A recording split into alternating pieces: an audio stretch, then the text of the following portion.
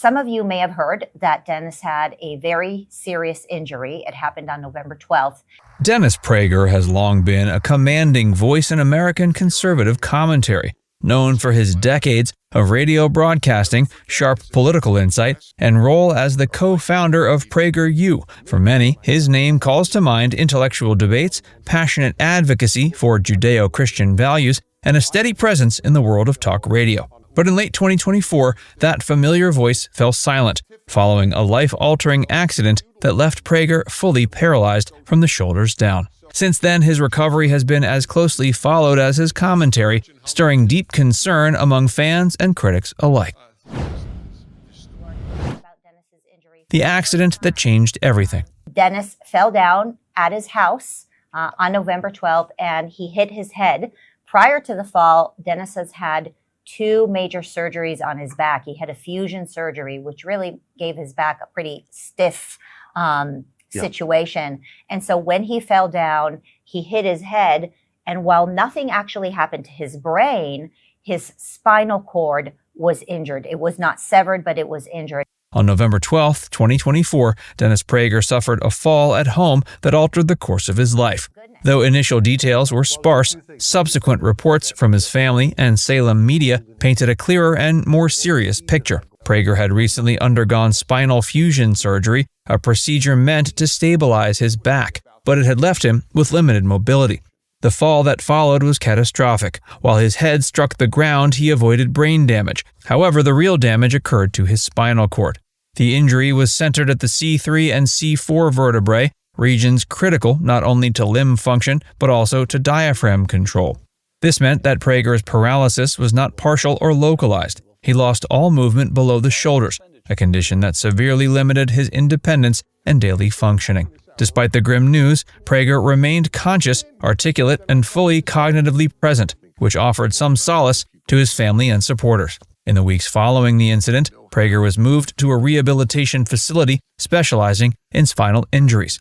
It became clear from video updates featuring his son David Prager and PragerU CEO Marissa Straight that Dennis's voice, still strong and steady, would become the focus of his recovery. While his body remained still, his thoughts and speech remained sharp, with no cognitive impairment. This duality, physical paralysis with full mental acuity, created both heartbreaking limitations and hopeful opportunities. Rehabilitation and the long road back. He's also eating now, he's drinking now. I mean, these are actually sound like small steps, but they're major steps in terms of recovery. So those are all good things. Like you said, it's an incomplete injury, meaning the spinal cord wasn't severed, meaning that there's a lot of chance for further recovery. As the weeks turned into months, Dennis Prager settled into a grueling rehabilitation regimen. According to statements from PragerU and Salem media, he's been undergoing extensive therapy to regain as much function as possible, though his injury was severe. The nature of the damage, while not a complete severing of the spinal cord, left uncertainty about his long-term mobility.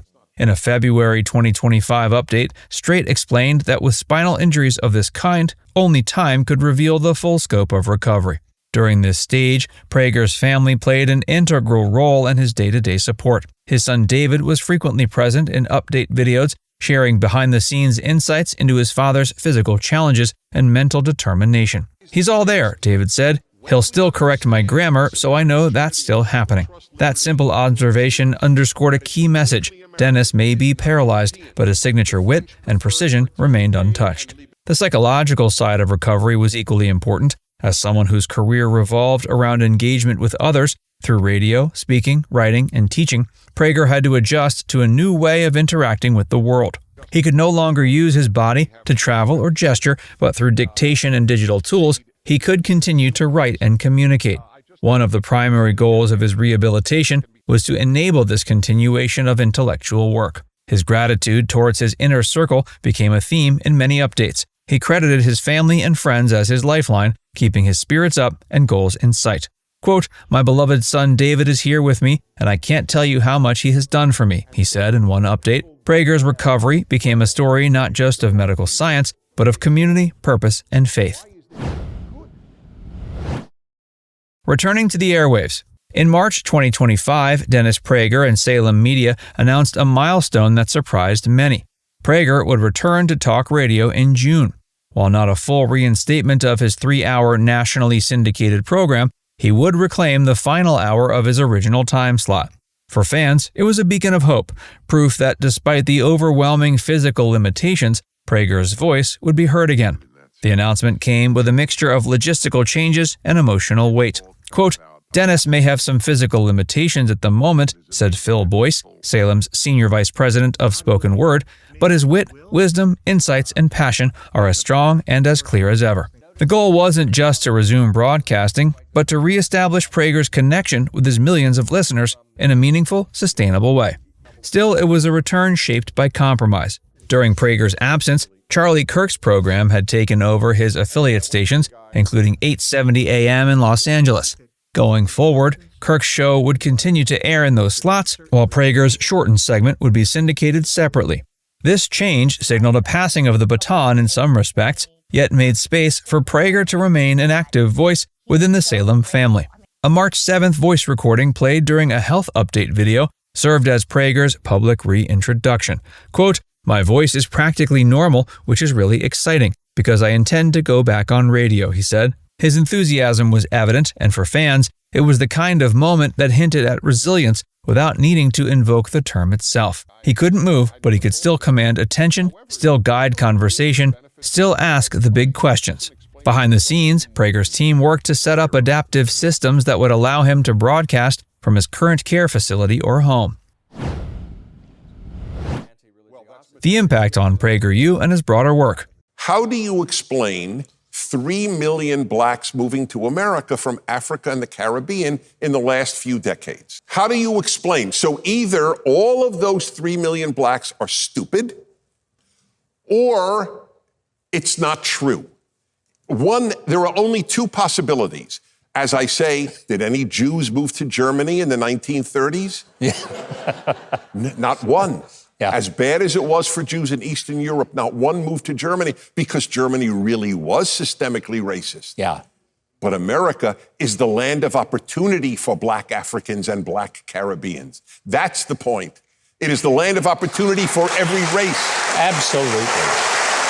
Outside the radio booth, Prager's influence continues through PragerU, the nonprofit media company he co-founded in 2009. Known for its 5-minute educational videos that promote conservative perspectives, PragerU remains a powerful digital presence. Since his injury, there's been heightened interest in how Prager's role at the organization might evolve, especially with his physical capacity now severely constrained. In video updates, CEO Marissa Straight emphasized Prager's ongoing input and vision for PragerU. He remains a symbolic and intellectual figurehead, even if he's no longer able to be hands-on in the day-to-day operations. Straight noted that Dennis continues to offer feedback, guidance, and encouragement to the team, even weighing in on future video topics and content direction. One particular project close to Prager's heart is his Dennis Teaches the Torah book series. Though the injury has made writing physically impossible without assistance, Prager intends to dictate future installments. For a man who's always placed faith at the center of his philosophy, returning to this spiritual project has become both a personal and professional mission. Additionally, Prager's weekly columns, longtime favorites of readers of the Daily Signal, are expected to resume. Though the process may be slower and require more assistance, supporters are eager to see his commentary return to print. The continuity of voice, tone, and analysis remains a comfort for those who have followed him for decades. Faith, family, and the fight to move forward. Last time I spent the day with Dennis, he reminded me how lucky he is to be surrounded by so many people that love him, his friends, his family, and you flying out there to be with him and support him during these very important days. And I'm sure that means a lot to him. And so thank you, Alan, for taking care of our beloved Dennis Prager. And please extend our gratitude to the family and our prayers for everybody.